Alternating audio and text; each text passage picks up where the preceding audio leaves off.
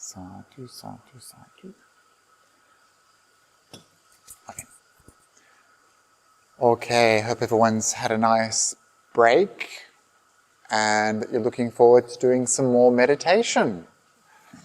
So just reminding you that's why you came here. So it's good to have this opportunity to practice.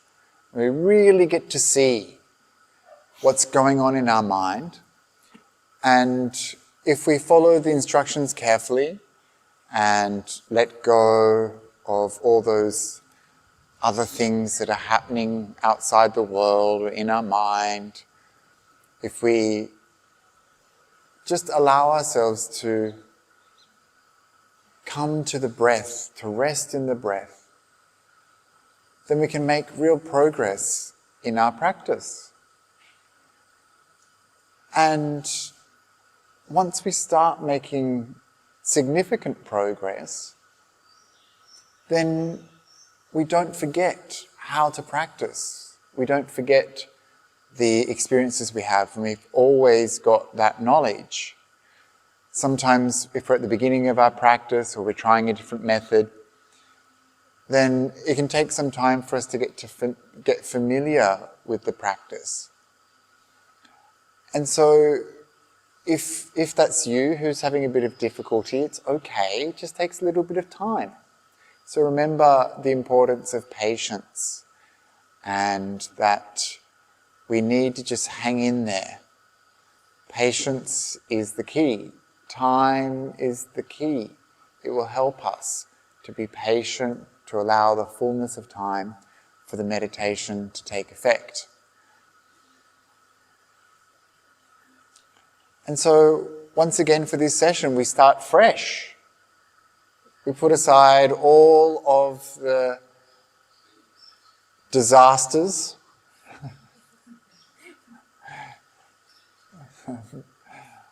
all of the stuff that makes you feel like, oh, that was a really bad meditation.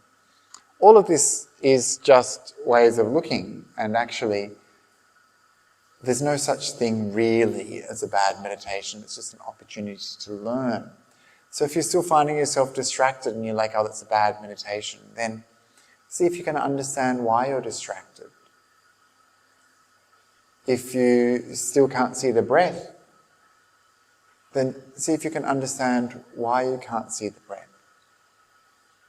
If you're getting frustrated or irritated or developing a headache or tension, see if you can understand why that is. So we need to be involved in our practice, right? We're not merely watching. We're also doing. This stuff is happening because we're doing it a lot of the time. So we tend to identify with the good meditator. So when we had a good meditation, we're like, oh yes, I had a good meditation. I did all the right things. I got these results.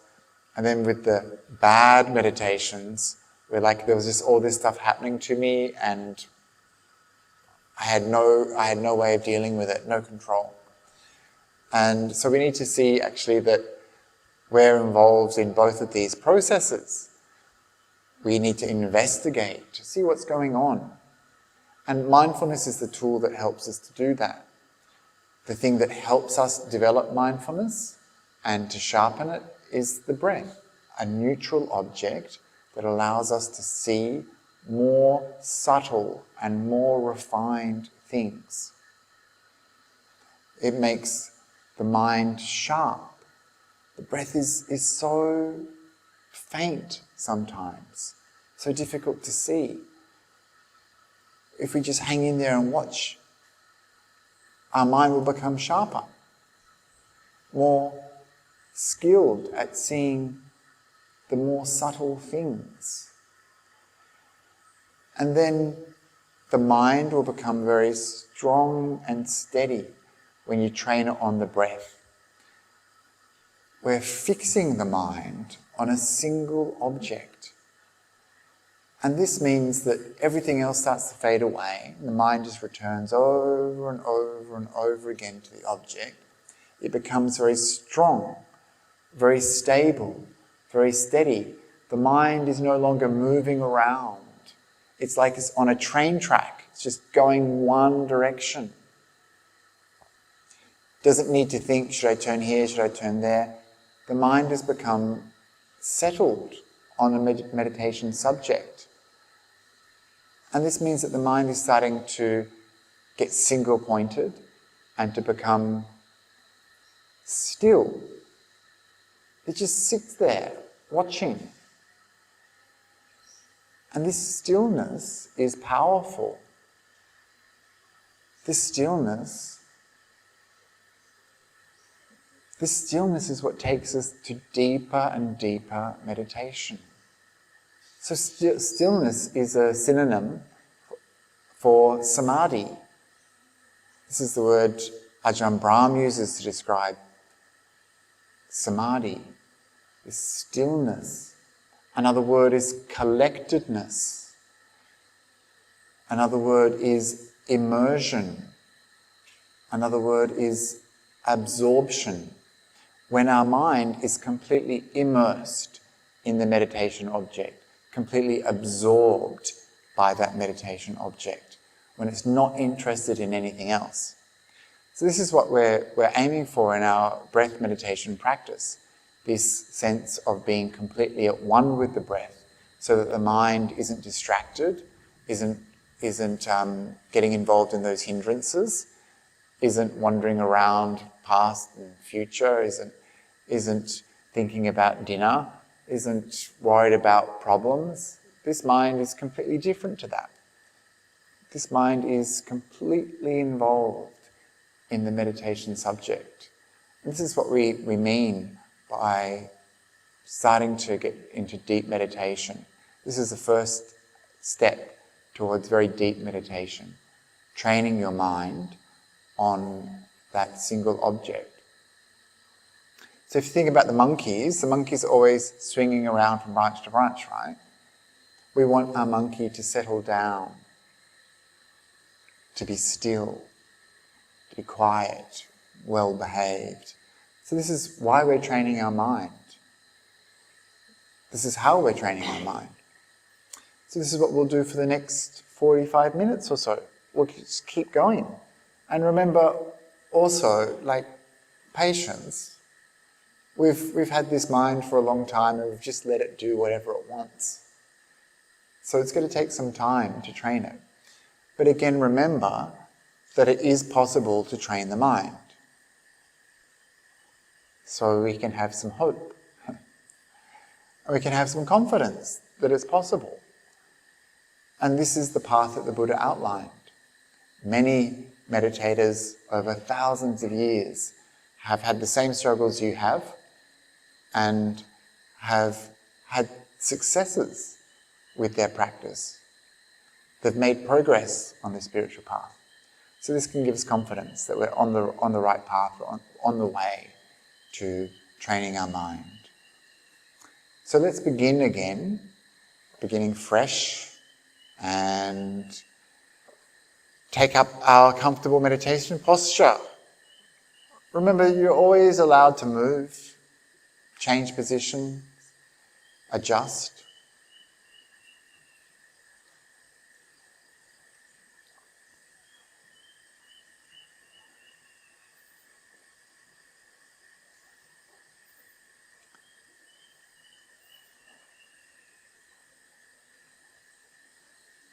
And we go through those same beginning processes of just letting go of the past,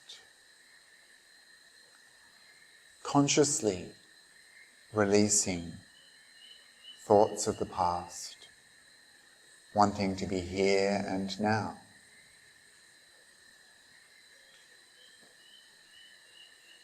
Letting go of the future. Instead, we will be here and now.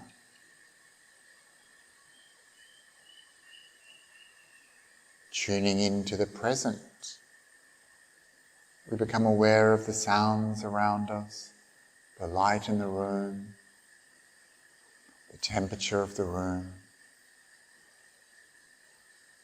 In this way, we're developing mindfulness of here, now, mindfulness of the present.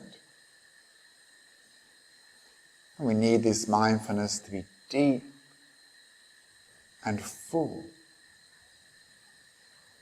So we give ourselves some time to allow this mindfulness to develop. We tune into the body, the shape of the body, the posture, how it feels. We're aware.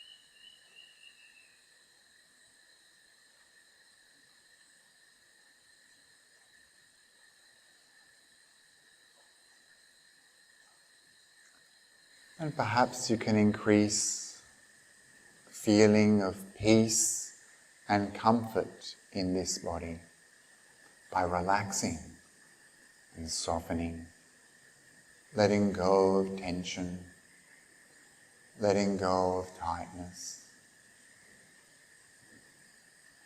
so that you can be happy to sit here. It's easy to sit when the body is relaxed.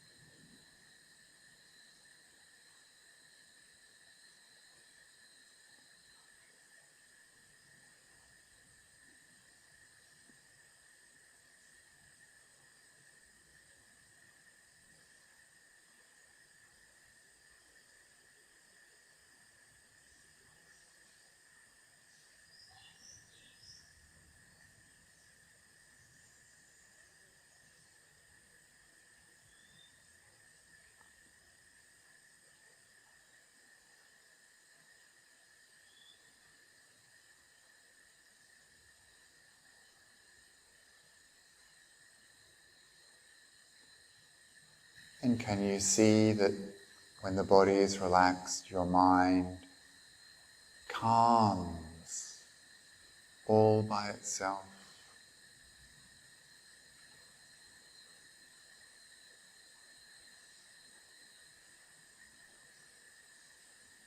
And that the breath is easy to see.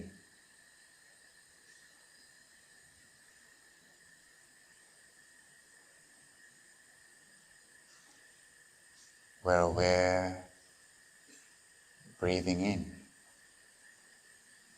We're aware, breathing out.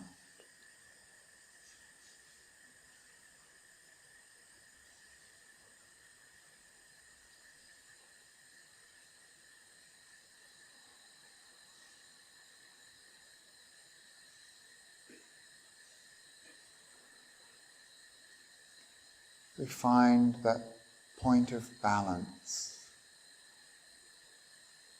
not trying too hard,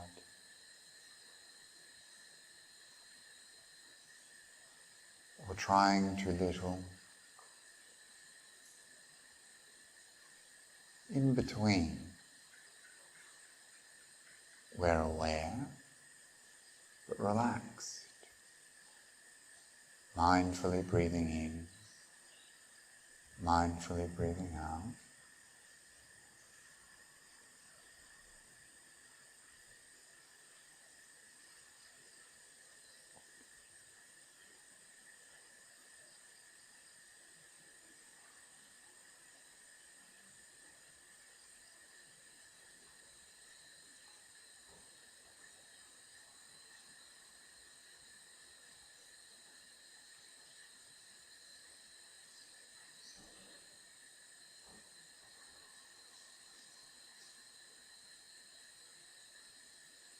And this breath is fascinating. It's beautiful. It soothes the mind, nourishes the body. Watching it brings clarity to our mind. It brightens the mind.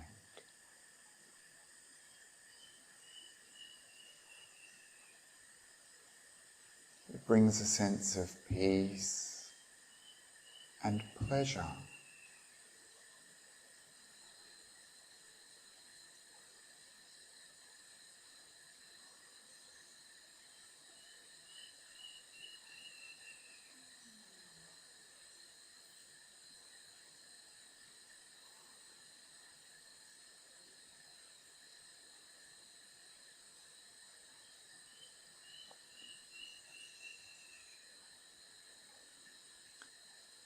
And if the mind becomes distracted, we gently but firmly return the mind to watching the breath.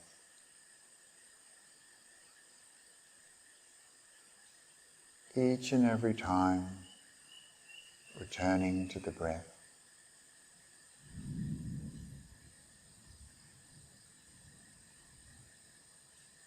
We're patient and kind.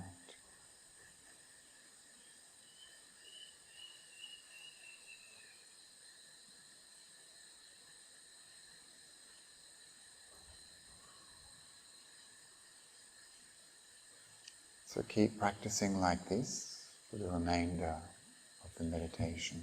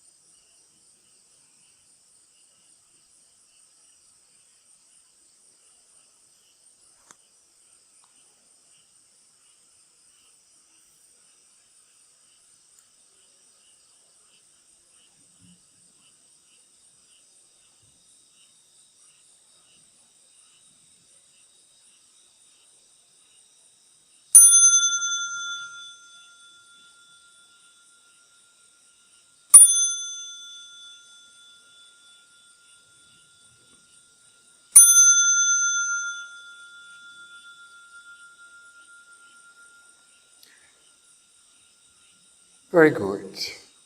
Didn't that go fast? Don't you wish that I just didn't ring the bell and you kept meditating forever? Yes, Bhante. So in that case, have a 5-minute break, come back, I'll give a quick Dharma talk and then we'll answer some questions.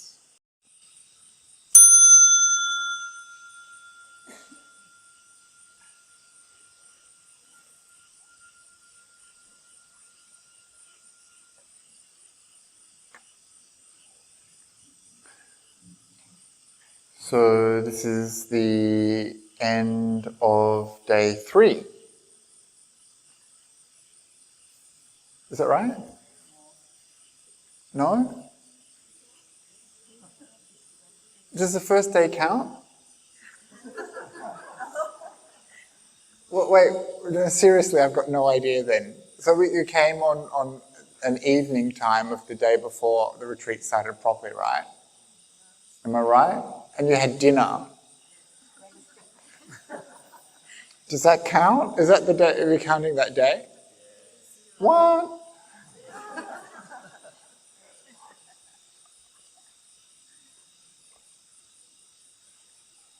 Anyway, you've survived this far. However you want to reckon it. Yay, good, very good. And so by this stage, some of people's enthusiasm is starting to wane a little bit.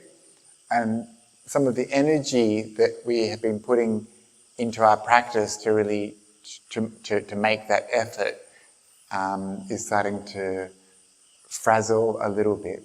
So I won't go on too long tonight, is what I'm saying. But I do need to talk about a few things. So last night I started to talk about right effort. Yeah. And so this is Samma Vayama, right effort. This is the 6th factor of the Noble Eightfold Path. And remember that right effort belongs to those 3 meditation factors in the Noble Eightfold Path. So we have right effort, right mindfulness, and right samadhi. So the Buddha said that these things circle around each other. So in this sense, this isn't strictly a progression. They circle around each other. And yet there is also a progression in that we need effort to develop the samadhi. We need mindfulness to develop the samadhi. We need effort to develop the mindfulness. We need mindfulness to develop the samadhi. So you see there is links between these things. And this is why the Buddha said they kind of circle around each other. And at various parts of our practice, we'll see these connections really clearly. And we'll see how one thing informs the other. The image that the commentator Buddhaghosa used is the image of 3 boys who are picking fruit from a tree. So the first boy is on his hands and knees, like a table. The second boy is standing on his back, reaching for the fruit. The third boy is standing on the ground, steadying the boy who is reaching for the fruit. Can everyone see that, or do we need 3 volunteers to demonstrate it? Who wants to be the table? So you can see it, right? You can see it in your head. There's the boy on his hands and knees, the boy standing on his back picking the fruit, and then the one at the side just steadying the one picking the fruit. So the boy on his hands and knees, giving a boost, is right effort. So we need this stability and this lift.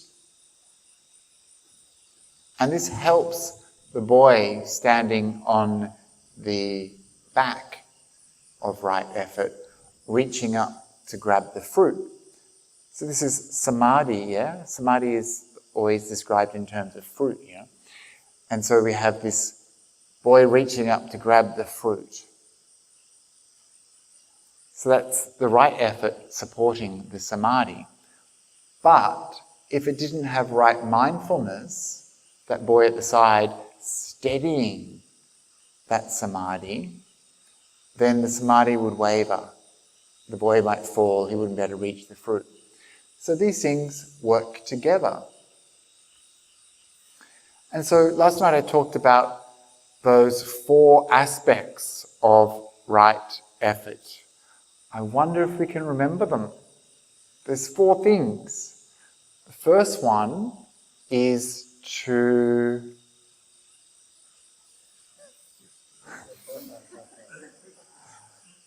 prevent unarisen, unwholesome states from arising. Sometimes Dharma teachers have this sneaking suspicion that no one ever listens to them.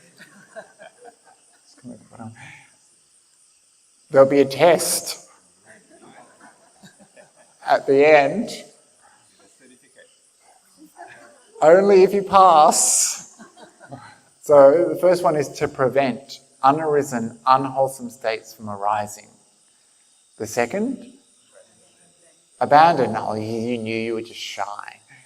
To abandon those already arisen, unwholesome states. So that's the 5 hindrances.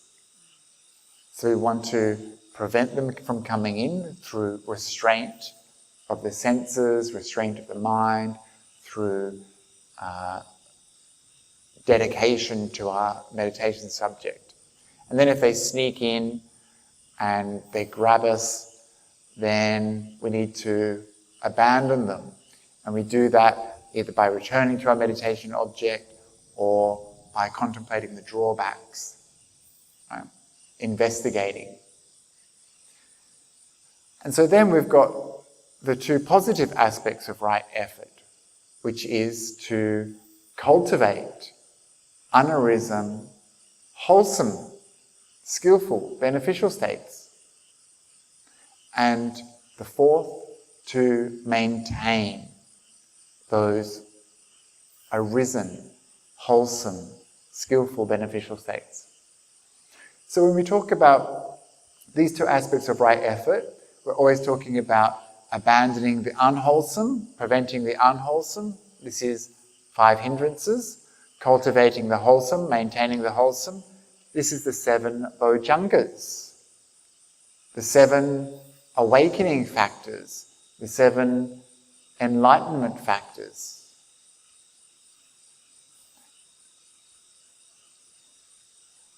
It's probably better to say enlightenment factors rather than factors of enlightenment, or awakening factors rather than factors of awakening.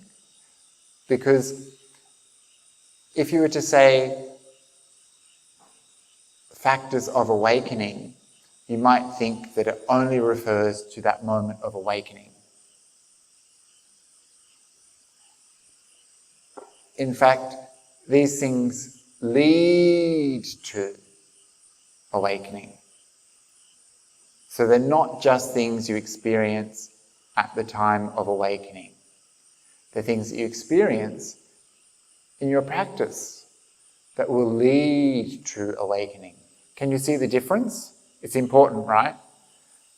When they do reach that level of, enlightenment, obviously they're perfected and they're strong and they're powerful and they all work together to support that moment of enlightenment.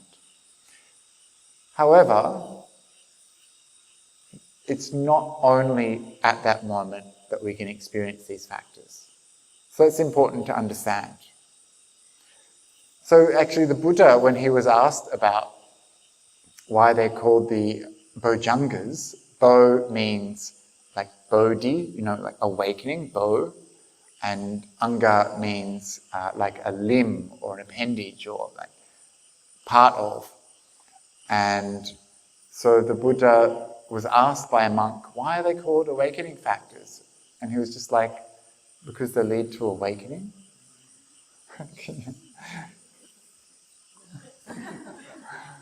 And so that's why they're called the awakening factors. So these things lead to enlightenment. And the Buddhists used another beautiful image, which is the image of a house, like a house with a roof like this. So it's like slanted away from the top. And he said that the enlightenment factors were like that. They slant, they're like the rafters that hold the roof up. And as the roof slants down like that, so too these factors lead to enlightenment. So it's like they slope towards enlightenment. This way, enlightenment. So that's good to know, isn't it? So what are the 7 bojjhangas? What could they be? Who knows? Who's got a rough idea? Yeah? Good. Very good. And so for the rest of us, this is an exciting moment, right? Right? Maybe. This is the stuff that's going to help us. We've been talking about the bad stuff we want to let go of, and we don't know what we're supposed to be cultivating. So now we're going to be learning about the good stuff. And the good news is we've already been cultivating some of these in our practice. So the first bojjhanga, the first enlightenment factor, the first awakening factor is mindfulness, sati, yes. So that's what we've been doing this last 3/4 days. We've been practicing mindfulness. This practice will lead us to Nibbana. Yay! So mindfulness is so important. That's why it's emphasized so much.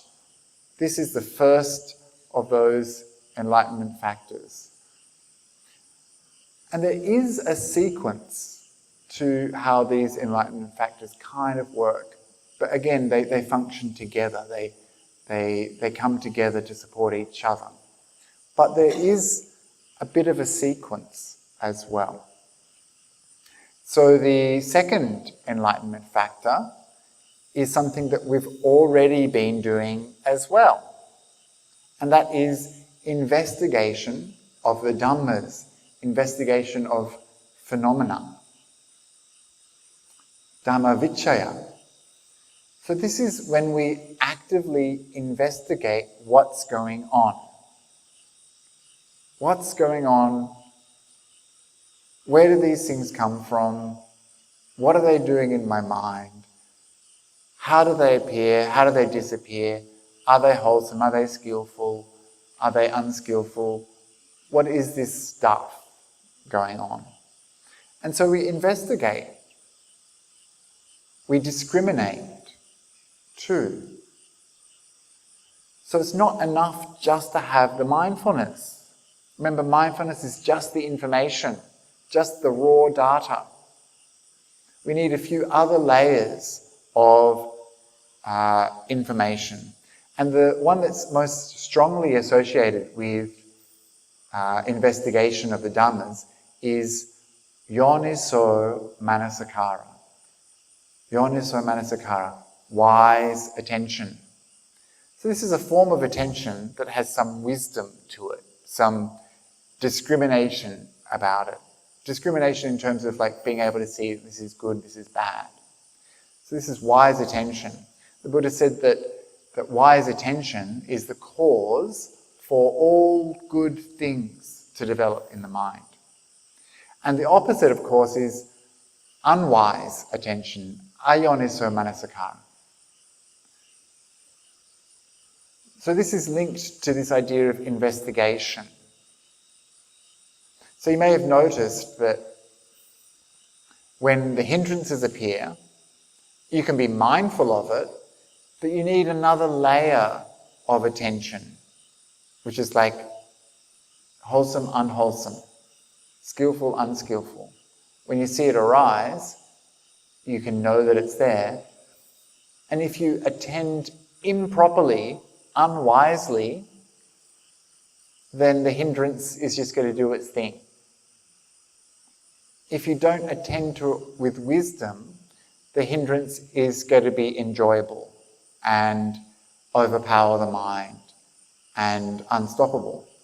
If you attend wisely, you do that thing that the Buddha did, which is like, this is harmful for me, this is harmful, this is a hindrance, this obstructs wisdom, this doesn't lead to enlightenment, causes problems. And so if you have that kind of wise attention, then you're not going to want to party on with that hindrance. You're going to want to just let it go. So this is why that aspect of mindfulness is so important. It tells us what's there, then what to do with it. There's no point just having the information. We need to interpret it somehow. And so this is how that investigation works. We're looking, we're investigating, we're trying to understand. And the act of investigating relies upon that form of attention, which is yoniso manasikara, wise attention. So that's the second of the enlightenment factors, the awakening factors. What's the third? Energy, yeah. Virya. So sometimes translated as effort. I think energy is probably feels a bit more right to me, because effort is something you kind of like do, whereas energy is something that kind of affects us. And when we practice meditation, we do need that effort. We do need to be determined. We do need to kind of, put the mind on the meditation subject. We do need to try to keep it there. So that's all effort.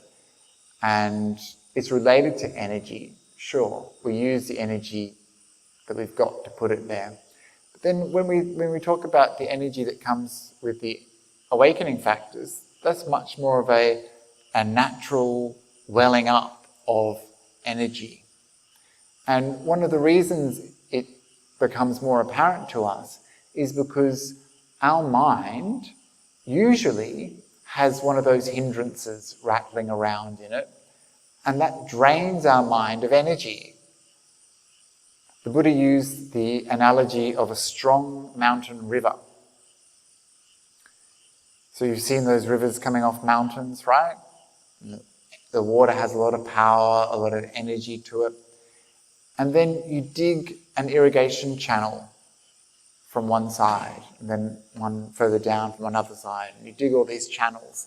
And so the water loses its energy, right? Loses its momentum, uses its power and force. It's weakened by those irrigation channels. So those irrigation channels are the hindrances, and that powerful mountain stream is our mind. If the hindrances are present, then there's no power in the mind. The energy is dissipated. So you probably see this in your practice. Like, there's some stages of your meditation where you just feel totally in the zone, and you just feel this like buzz of energy. And you're like, yeah, it's like a bit of a coffee high or something. It's like, yeah, I'm focusing, I'm good, I'm right here. And it doesn't take any force, it doesn't take any effort. It's just like, yeah, I'm there. Do you know what I mean? Have you seen that? Yeah. And so it feels natural, right? It's not forced, it's not pushy, it's not, you're not using willpower. And so this is the kind of energy that comes with the subduing of those hindrances that we've prevented from arising or that we've abandoned. When those hindrances start to subside, energy appears in the mind really naturally.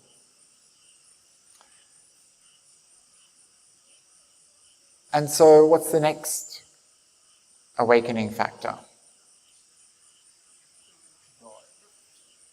Piti. Piti. Yeah, piti. So some people asked about piti today. They weren't sure what it means. They weren't sure if they've had piti. So piti actually has a spectrum of effects. And you feel it in the body and you feel it in the mind. Sometimes it's just like a little shudder. Like a little, ooh. And it's like a pleasant shudder in the body. Sometimes it's like not pins and needles, goosebumps. Goosebumps. The hairs on your arm or back of your neck. Tingles. Pleasant tingles. Sometimes it's like someone has showered you with little tingles of enjoyment. And it can become very intense, actually, piti. It can be like wave after wave after wave. The piti is kind of what causes people to rock a little bit. There's like a real movement behind it. And in some of the stories in the commentaries, I think piti actually causes people to levitate. So watch out.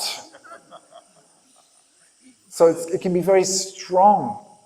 It can be incredibly strong and kind of a little bit rough, actually. It's like you're experiencing a rush of pleasant feelings in the body and the mind, and it can kind of shake you around a bit. That's why it's described as being a little bit coarse, a little bit rough, a little bit unrefined. It's enjoyable, and it will certainly make you pay attention to your meditation subject. Because suddenly you're like, what? Okay, I'm in the zone even more now. What is happening? It brings zest, enthusiasm, thrill. It's called rapture or ecstasy. Right? These are pretty amazing mind states. And you can experience it for yourself in your meditation practice. And so you feel it coursing through your body. Piti always appears with sukha, bliss. And so some of you who are familiar with this list of the 7 bojjhangas, bliss, sukha, doesn't make an appearance. But we should take it as being present with the piti. So piti always comes with sukha. Sukha is bliss, happiness. The bliss is more refined than the piti. The piti can be very coarse, whereas the bliss is more sweet and easy, less rough, more stable. And so Buddha Gosa, when he talks about it in the Visuddhimagga, he gives an analogy which I think is useful. This is the analogy of a person who's hot and sweaty in the desert, and they want a bath. And they see someone coming towards them, and they say, oh, there's an oasis over there, cool and shady. The piti is like, oh, I want to go there. This is the enthusiasm, the thrill. And so they walk towards the oasis. So there's some anticipation. They've got their mind is stuck on this idea of the oasis. In the same way, our experience of piti binds our mind to the meditation subject. So it's kind of like glue. It sticks us to that subject. We want to be there. We're like, yes, okay, and we're involved. The good feeling that we get does that. The good feeling in our body and mind helps us stay We don't want to be anywhere else. So this person is walking to the oasis, and then they get in the cool, clear water of the oasis. So this is the piti mixed with the bliss, right? It's kind of lovely and cool and cleansing. And then afterwards, they get out and they lie in the shade. And they're happy. They're experiencing that sweetness of the bliss. The piti has faded. In the same way, in our practice, we'll have this rush of piti, and it will delight the mind and help us focus on our meditation subject. And then gradually it dissipates and just becomes that nice, easy bliss. That bliss can also be extremely intense as well. But it's more stable and it's more steady. Like I said, that piti can really knock you around a bit, and sometimes your body will move quite a lot with the piti, whereas the bliss is a little bit more stable. And so this is the 1, 2, 3, fourth awakening factor, piti. The next one, passaddhi, tranquility. And so this is the natural result of having experienced some piti, some pleasure in the mind. And the tranquility is also a bodily tranquility. We see this referenced elsewhere in the suttas, kaya passaddhi. And so we're starting to withdraw the mind from the body. Kaya means body, so it's like tranquility of the body, bodily tranquility. And what this actually means is that not only that the body becomes relaxed and comfortable and easy, but that the mind is starting to take precedence, and those sense faculties with which we experience this body, with which we experience our existence, so it seems, has started to withdraw. Those sense faculties are starting to turn off. That's why when you've been meditating really well, you have a nice time, you get some piti sukha, then you just experience this like, I'm just happy to be here. And you see that you're not even aware anymore of the body. The body fades into the background. The senses are starting to turn off a little bit. You don't need them. They're so coarse, This mind, so amazing, so powerful.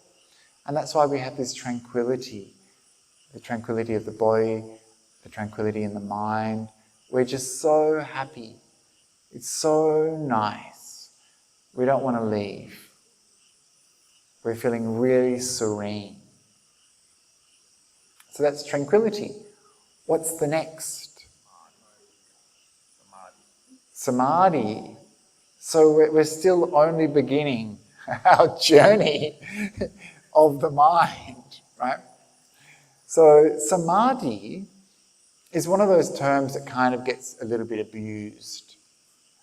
So when it's used in a doctrinal sense, when it's used in a doctrinal sense, it always means samma samadhi, which means the 4 jhanas. So these are very, very, very, very, very deep and rare states of meditation.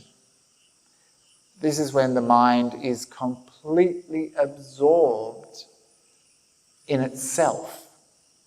The body disappears. The sense faculties are cut off. You don't experience the world, your world. You don't experience the mind using the senses. You're only experiencing the mind. And so these are very deep states of meditation.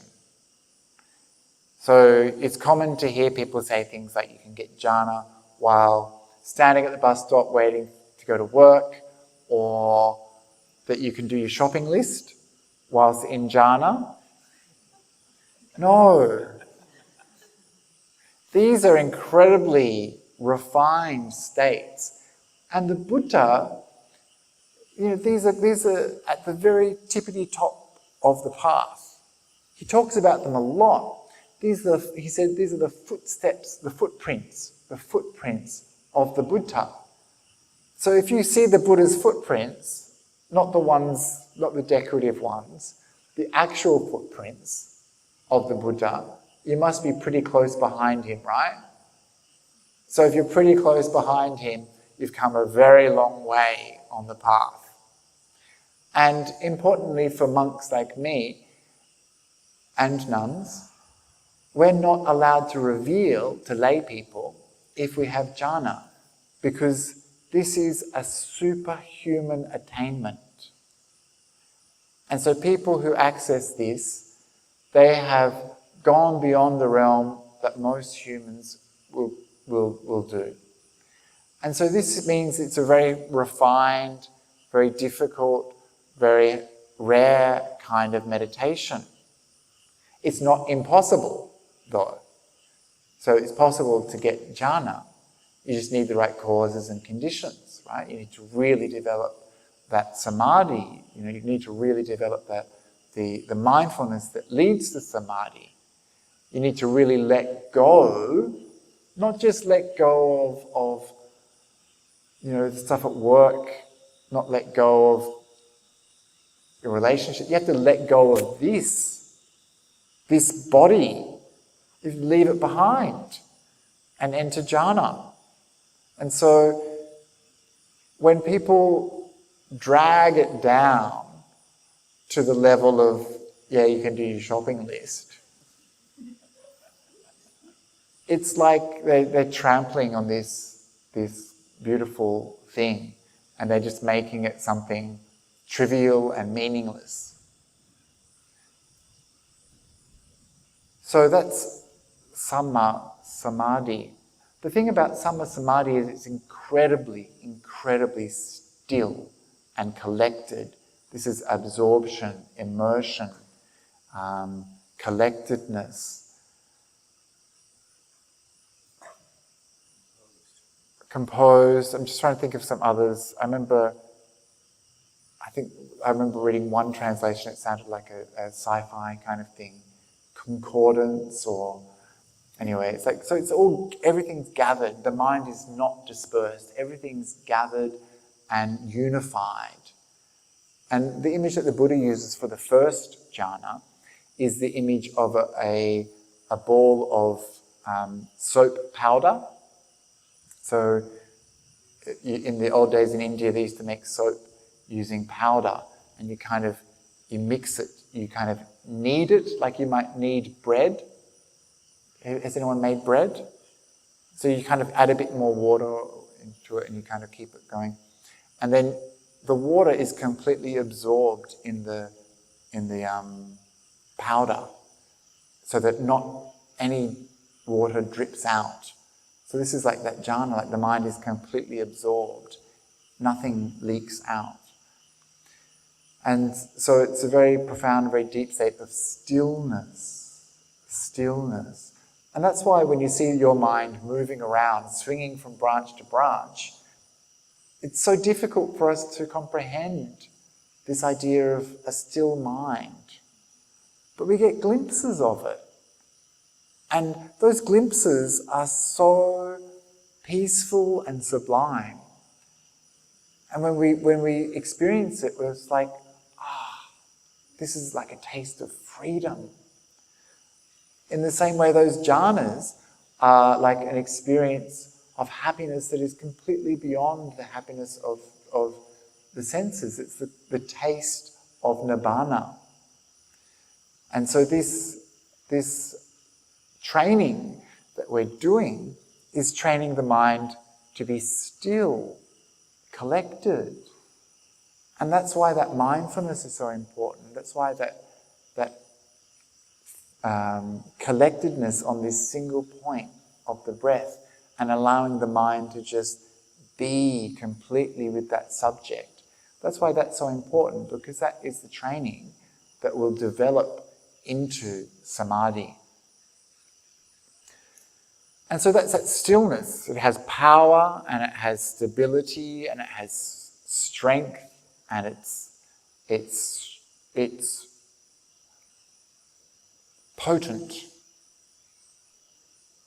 The kind of clarity you get with a mind like that is really sharp clarity. And when you have that kind of clarity, when you emerge from the jhana, you see so clearly whatever you turn your mind to, you have this penetrating insight into. And that's when we do our contemplation after emerging from jhana on things like impermanence, not self, suffering. So the mind has been prepared. The mind is stable and steady, and then it can handle this kind of surgical investigation of these three characteristics. So in the suttas, that's how that process happens. After the immersion and strength of samadhi is stabilized in the mind, then the mind is turned towards one of those three characteristics and can see it clearly. And so that's why the upekkha is the last and final of the bojjhangas, equanimity. So we might get a sense of equanimity in our meditation practice. We might get a sense of developing equanimity in our life. But it's not the same kind of equanimity as what we're talking about here. This is the kind of equanimity, the kind of evenness of mind that the Buddha required to see in his moments of enlightenment, to see all the way back, every life that he could recall, all the suffering that he had experienced. This was the kind of equanimity that is required. Can you imagine? If you had to see all the suffering that you've experienced in this life, you'd wobble, wouldn't you? You might have a tear or two, or you might break down and cry fully, ugly sobs. But if you have a mind that is composed and steady and stable, then the equanimity that comes from a mind like that is really strong and stable too. It looks on, this is the meaning of upekkha, it looks on evenly. It doesn't fall to the side of disliking, doesn't fall to the side of liking. It's just looking very evenly, and it can handle this incredible data of suffering, impermanence, the truth of not self. And so this is the kind of equanimity that the Buddha was talking about with these enlightenment factors. We get a sense of what that mind might be like in parts of our meditation, but sometimes people mistake what they think equanimity is for something a bit more basic, like we're just not interested enough to care. We're kind of disinterested. Or we're in a state of denial. We're kind of repressing or suppressing our true response. Or we've just blanked out, zoned out. We're numbing. And so sometimes this is what people mistake for progress on the path. But actually they're just kind of like pushing things down deep inside of them. Or when they experience like bodily sensations and things like that, they haven't, they might say, oh, I have complete equanimity, but it's kind of like they're forcing that, and maybe they're not investigating deeply enough, or maybe maybe it is part of this thing that we develop more fully later on. So these are the 7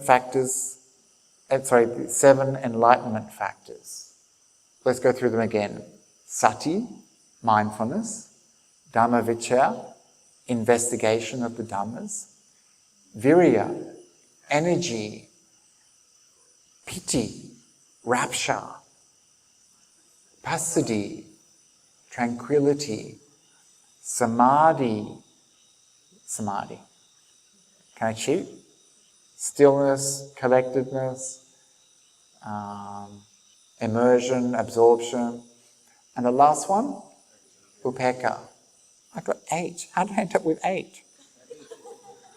I think there's only 7. I think I had an extra thumb. And so these have nutriments in the same way that we feed those hindrances that we want to prevent and abandon. We feed them. We give the monkeys bananas. We contribute to their growth. Can you see that? Like, you're involved. When the hindrance is starting to develop, you look at it and you keep on looking at it. And every time you go back, you're giving it food and it becomes stronger and stronger and stronger. And so there's features within us, such as harshness, such as, I'm thinking about something like ill will. So we have this harshness in us. We have this aggression or anger within us. And when the hindrance of ill will is starting to bubble, we attend to that feature over and over again. And it overwhelms the mind. So we just give it lots of bananas, that monkey. And then it is happily swinging around in our mind, fueled by sugar and carbohydrates. But the good thing is, with the awakening factors, it's the same. We can give them nutriment. We can feed them. So if we find a little bit of mindfulness, we pay attention to it, and it develops. Remember, that's what we're doing. We're trying to develop, to cultivate those wholesome, skillful states. So if we see, oh, there's a little bit of mindfulness in me, that's why I say celebrate it, right? Yay! Great. You can develop that. You can cultivate that. You can bring it to perfection. The same with investigation. If there's a part of you that knows, there's a part of you that inquires, even just once, if it happened just once, that's great. You can take that and develop that. If you get a little thrill once in a while, you can develop that. You pay attention and it develops. And the same with all of those other factors. So these are the things that we're trying to develop in our meditation. The way we develop them is to firstly make sure that we're not developing the hindrances. So the absence of the hindrances allows these things to arise almost naturally, almost by themselves. But we still, because remember this is right effort, so we still need effort to develop these and maintain these enlightenment factors. So it's just a short little talk. I'll talk a bit more about working with them tomorrow. But I wanted to say a few words about some of the experiences that some of the meditators are starting to have. And this is seeing lights in their mind. And this is a stage of meditation that some of you will be starting to experience, or if you've experienced before. And so it's a good time to talk about it. Unfortunately, it's one of those like really long answers. Like people are like, is it okay to look at the lights? And it's like, So, back in the 1900s, in Burma, it's all the fault of the Britishers. And the Buddhist community at the time were facing a lot of internal and external pressure because the Britishers, the colonials, brought with them all of these rational, scientific ideas about enlightenment, about scientific investigation, proving things, rational thinking, all of this kind of stuff. And at that time, Buddhism in Burma, and still is today actually, was much more superstitious and magical and rituals and magic objects, sacred objects. And so there was a little bit of kind of like embarrassment and a little bit of like, how are we going to address this problem? You know, that our religion doesn't seem very scientific. And so some of the leading meditators and thinkers and leaders of the monastic community started to redefine and reinvent meditation so that it was presented in a very rational, scientific way. And this became a big thing. We call this Buddhist modernism. So it's a big shift from how Buddhism was taught in the past, and an even bigger shift from the information we find on meditation in things like the suttas and in the Visuddhimagga even. And so this became what we know as like the modern Vipassana movement. People like Ledi Sayadaw and Ubakin, Goenka, Mahesi Sayadaw, and all of those kind of Burmese meditation masters. And it just became a big deal. The people who were brought over to America in the 1970s, 80s and 90s tended to be Burmese meditators. And they had come up with a method, a meditation method. And this is the origin of things like the 10-day meditation retreat, which just didn't exist before. Or the idea, even the idea of a method didn't exist before. And they had a very particular way of thinking about meditation. When, you know, the Buddha taught 40 different methods of meditation at least, and he didn't teach meditation methods so much as people. He taught students who needed to hear something. Whereas the movement of meditation that came out of Burma was much more like mass production. One size fits all. This is the method. You just sit down, you don't question, you just do the method. If you do ask questions, they'll just say, just observe, just observe. Have any of you experienced this kind of practice? Yeah. No? Some of you have. And they'll also say, this is the one true meditation path. Everyone teaches the one true meditation path, right? No one's going to say, I'm teaching the fake path that leads nowhere. Like no one says that, right? Everyone's teaching the one true path. People tend to teach things that work for them. Whether it works for others, who knows? I try to teach students. Anyway, so this meditation movement is called bare insight or dry insight. Insight is like the Vipassana aspect, where we investigate those three characteristics. And it's called dry. Huh? Yeah, because there's no jhana. That means it hasn't been wet with the bliss of jhana. That's why it's dry. And they kind of skip that step in the Buddha's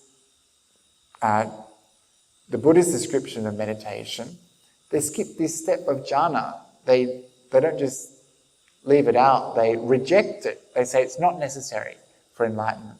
Despite all of the suttas telling us how important it was, and despite the Buddha always saying, go practice jhana.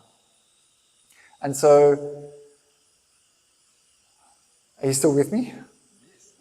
So, for this reason, they also tend to reject pleasure, because the jhanas are associated with pleasure in meditation.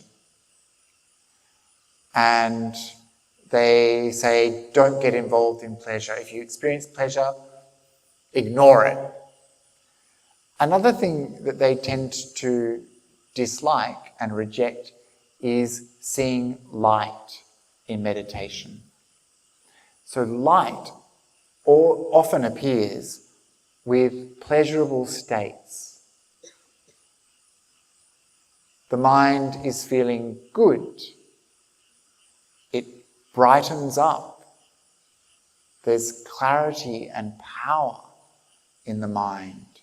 The hindrances have started to disappear a little, enough that the mind is becoming bright. And it's not just a metaphor, it's bright in there. It's like someone drives a car up to your eyeballs and turns on their headlamps. And you see people you hear people saying, I had to open my eyes. I was like, where is this light coming from? So it's like that. Remember I said this morning I found a little caterpillar last night that was bioluminescent? It makes its own light. And so do we. We can make our own light as well, like a little caterpillar. And so some of us are starting to get glimpses of the power of that light that appears in the mind. And it might be just a little blink or a little spotlight. It might be like soft cotton wool. It might be like smoke or smudgy or a shape. And we're starting to see this stuff and we're like, am I allowed to look at this? Am I meant to look at this? And part of the confusion is very valid, because often we've been told, if you start to see anything, ignore it. If you start to experience pleasure, ignore it. And so this is how a lot of the teachers teach. And it's because they've come from a particular kind of method that was developed back in the 1900s, right? And so the answer is yes, you can enjoy the pleasures of meditation. Yes, you can experience bliss, rapture. It's right there in the awakening factors. It's right there in the descriptions of jhana. It's spread throughout the path. The Buddha is constantly talking about joy, rapture, bliss, tranquility. These are beautiful states, right? He's always talking about these states. And so we're allowed to experience them, we're allowed to enjoy them. So it's really important to know. If you want to follow those other teachers, I'm not stopping you. Follow them. But if you experience this stuff in your own mind, you might want to just investigate them a little bit, see what they're doing, see how they arise, see what benefit they have for the mind. See if they help you develop your mindfulness, your samadhi. So you can do a little experimentation while you're here if you want. And if you don't like it, then you can go back to your other teachers. And so when we start to experience these, what they're called nimittas, and again, I was just thinking just before how the modern Burmese meditation movement just kind of spread around the world and became really, really everywhere. It became omnipresent for a little while in meditation. since the 2000s or so, it's kind of receded a bit, and there's other practices which are being much more spoken about. But I was just thinking that it's kind of like suits. You know how suits went from Europe, like business suits? I'm thinking about business suits. And just like now the whole world wears suits. You think, how did that happen? It's kind of like that with the Vipassana kind of movement. It's like it was in one part of the world and suddenly it spread everywhere and everyone's wearing suits. And now, of course, people are not wearing ties, or they're wearing flip-flops with suits and things like that. So there's a bit of a redress, a bit of a shift in that fashion. And it is like this meditation fashion that is relatively recent, like just 100 or 200 years old, And so, similarly, there's been a bit of a problem with the word that we use to describe these lights. So today we call them nimittas. But this is not the word that was used back in the Buddha's time. It's not the word you find in the suttas, which is really confusing and annoying. But think about something like pajamas. You know what pajamas are? What are pajamas? Casey's on to me. He's like... Short ones or the long ones? Well, the very fact that there's short pajamas just proves my point. So pajamas are what Indian people have worn for ages, for hundreds of years. You have the kurta, and then you have the pajamas. The pajamas are like the pants.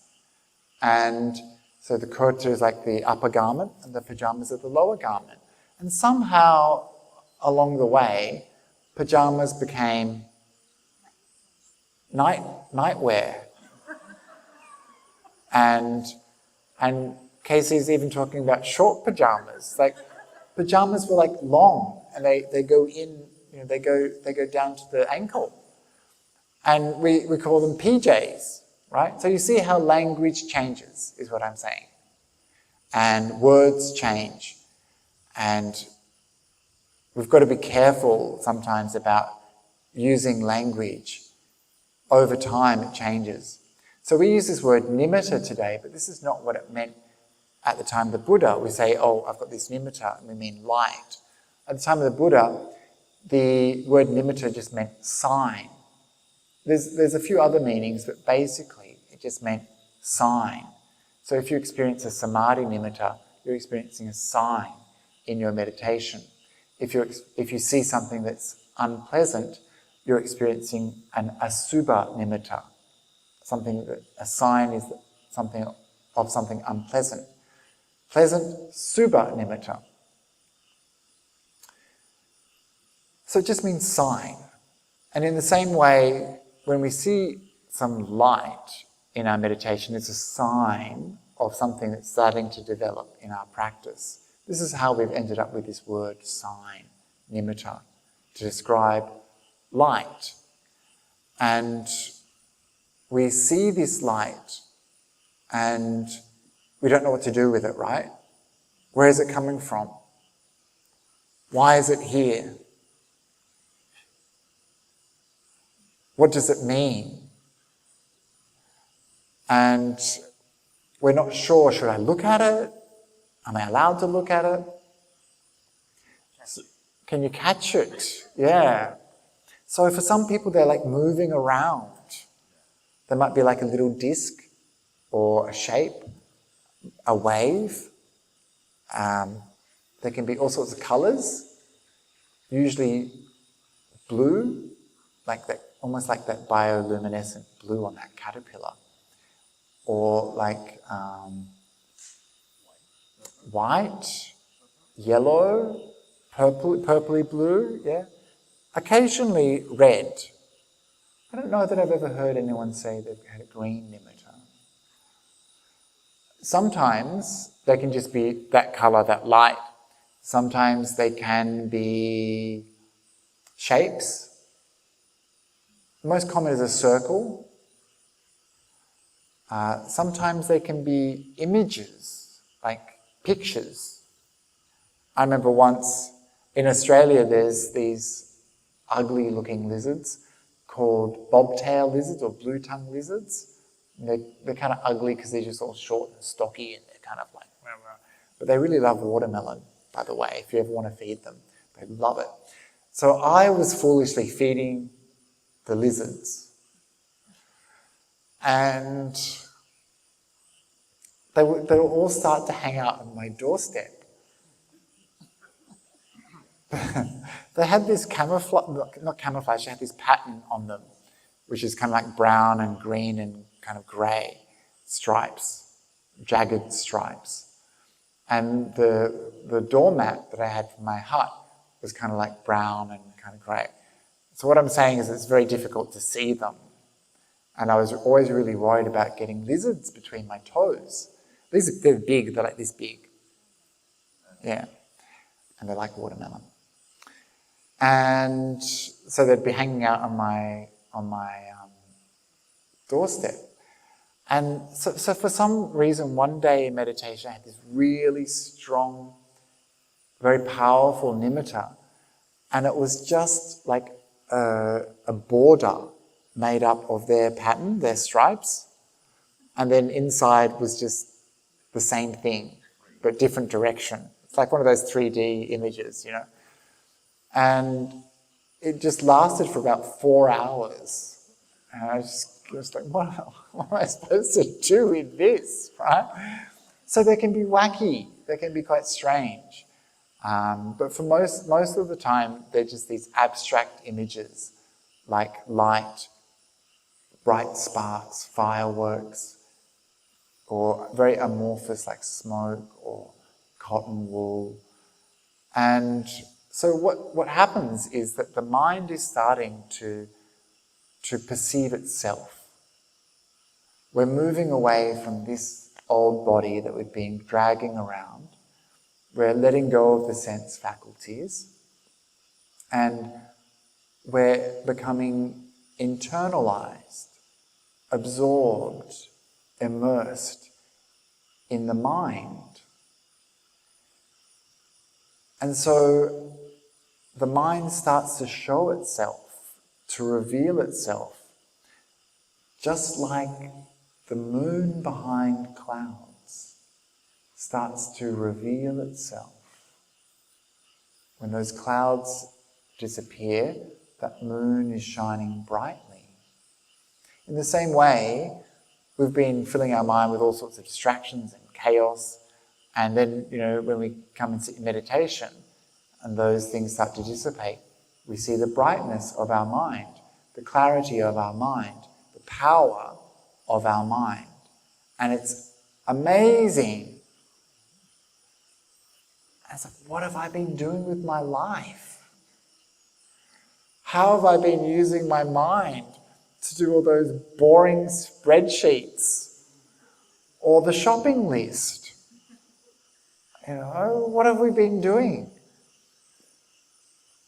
And so when we see this nimitta, the temptation might be at first to chase it, like you chase after fireflies, and you get excited. You create a lot of movement in your mind, and what happens? It disappears. Because you're craving, you're wanting, there's a lot of desire that's come into your mind. And the thing that brought you to that state, that mindfulness and that stability and that focus and stillness has dissipated. So it's gone. You've lost it. So there's no point in chasing after these little blips. There's no point in chasing after the smoke. There's no point in chasing after the cotton candy. You need to wait until the mind throws up a really powerful nimitta, powerful illumination. And this will happen when the mind is ready. You can't force it, you can't want it, you can't wish for it. It only happens when you've developed your mindfulness and the samadhi is getting deeper and deeper and deeper and deeper. when those hindrances have been suppressed. And then you have this really powerful nimitta that will come up. And then you look at it, and it gets brighter and brighter, more stable and more steady. And deeper and deeper you go into this nimitta. And this is the beginning of deep meditation proper, the beginning of jhana. Before you get to that stage, you'll see that it's actually, you're looking at the mind, but you've been working with it using the breath. You've been developing it using the breath. This is why it's called the breath nimitta, the breath sign. And we have been cultivating mindfulness of breathing. And you notice that the breath and the nimitta are kind of the same thing. The mind and the breath and the nimitta are kind of the same thing. They're just different aspects of the mind. You notice when you breathe in a certain way, it affects your mind, right? The mind and the breath are linked. The nimitta is linked to the breath. It changes when you breathe in, it changes when you breathe out a little. It's more stable than the breath, though. The breath is moving. The nimitta is becoming stable and steady. And that's because the mind is becoming stable and steady. The nimitta is the mind. And so, when we're practicing, don't go to the nimitta too soon. Keep developing the breath meditation until that nimitta comes to you and it's really powerful. Don't go out looking for it, searching for it, grasping for it. Allow it to come to you. And when it does that, it's going to be really strong, really potent. And that's when you can really turn your attention to it and use that as the subject of your meditation. And that's when you're starting to leave behind the body, including the breath. So I've spoken for a bit longer than I wanted to about that. And I've still got some questions. So I'm going to answer these tomorrow. It's getting a bit late. And I promise to answer them tomorrow morning. Yes? Talking about piti and mudita, so like you close your eyes and you can see light, or open your eyes and see light. You close your eyes and see light. Your eyes are closed. Yeah. So, sorry, that's probably an important point. But you're meant to be meditating with your eyes closed. And so the reason that's important is because we're not using our eyes to see. So you might remember back to last night, I was talking a little bit about this, where the position of the eyes should be in meditation. I said keep them relaxed. They're not doing anything. They're not looking. But our tendency is to associate this vision that we have of our breath, which is a mental experience or a physical contact experience. We start to associate it with the eyes. And we're like, oh, my eyes are looking. But no, it's your mind that is seeing. And so when it comes to something like the nimitta, the effulgence, the brightness, the illumination, that's something that is happening in your mind. And the closest approximation we can make is with sight, because that's how we usually apprehend forms. So that's why we kind of say we see the nimitta. You could say we experience the nimitta or something like that. And so yeah, it's internal. It's not reliant on the senses. Cannot catch it, no matter how hard you chase. And you can't crave for it because the excitement destroys it.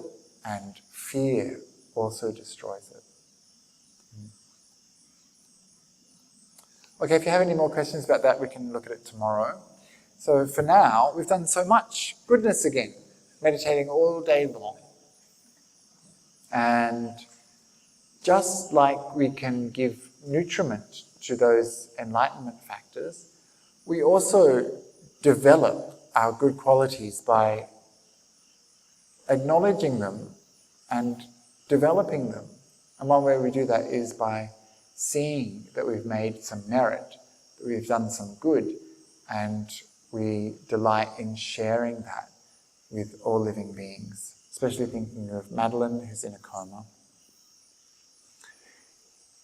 Idam me nyatinam hotu sukhita hontu nyateyo. Idam me nyatinam hotu sukhita hontu nyateyo. Idam me nyatinam hotu sukhita hontu nyateyo. Sadhu, sadhu, sadhu. And now we'll pay respects to the Triple Jam.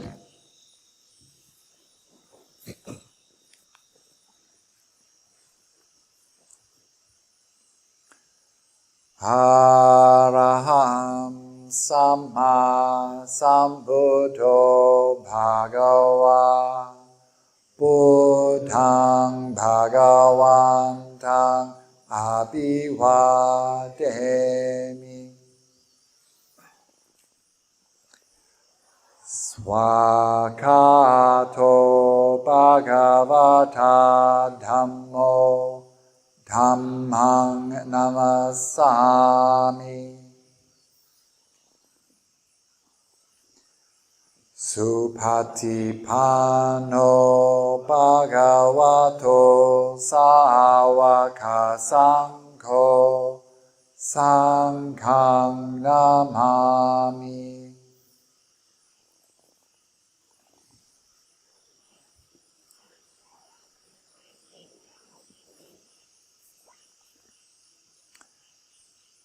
Sadhu, sadhu, sadhu. So get a good night's sleep, and I'll see you tomorrow. We'll continue our practice and learn lots of interesting things that will help us on the path. So please go to bed early and get some rest, right? And tomorrow is a full day, our last day, full day of practice. So tomorrow's the day, right? Okay, good night. Sleep well. Rest up.